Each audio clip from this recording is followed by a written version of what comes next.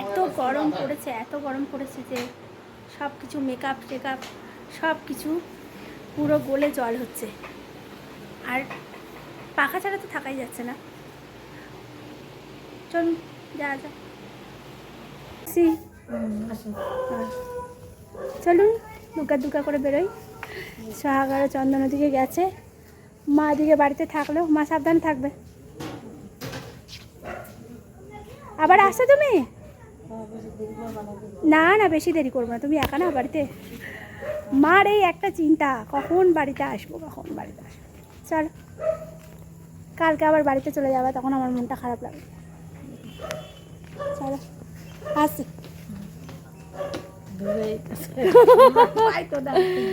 এই যে এক ফ্রেমে 3 জনা 3 মা, তাই তো?